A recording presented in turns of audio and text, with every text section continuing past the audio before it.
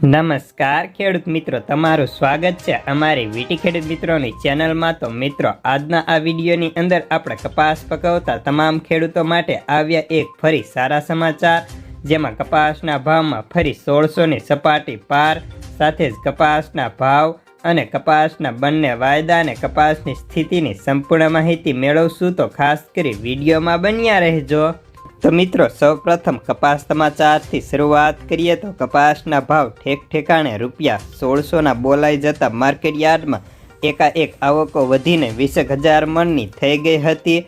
ગામડે પણ ધારણા કરતાં વધારે સાટા થવા લાગ્યા હતા, જેના કારણે કપાસના ભાવમાં ફરી એકવાર પ્રતિ મણે 20 રૂપિયા ઢીલા પડ્યા હતા।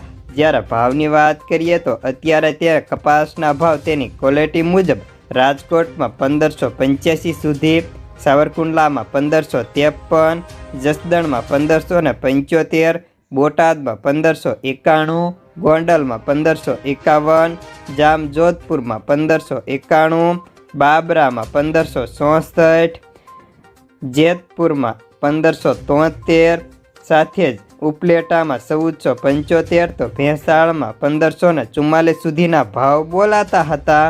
જ્યારે તમામ યાર્ડની સરેરાશની વાત કરીએ તો અત્યારે માર્કેટ યાર્ડમાં ભાવ 1350થી 1600 સુધીના ચાલે છે। જોકે અમુક યાર્ડમાં ગણ્યા ગાંઠિયા જ ભાવ 1600 સુધી જતા હોય છે, નહીતર સરેરાશ બજાર 1350થી 1560 કે 70 સુધી પૂરું થઈ જતું, તો ગામડે બેઠા 1500થી 1580 સુધીના ભાવ ઓફર થતા હતા।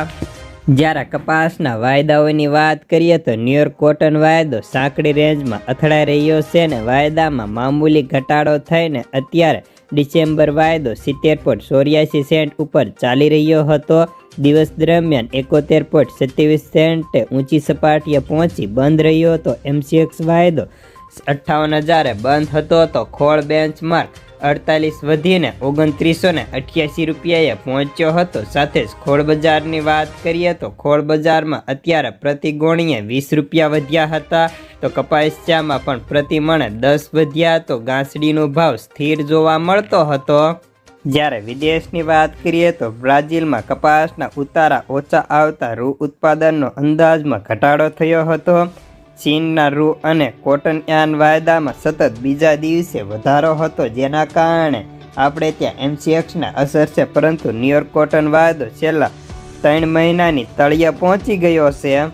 તો બસ આજના કપાસના સમાચારમાં આટલું જ। ધન્યવાદ। ફરી મળીશું એક નવા વિડીયોની સાથે। આભાર। જય જવાન, જય કિસાન।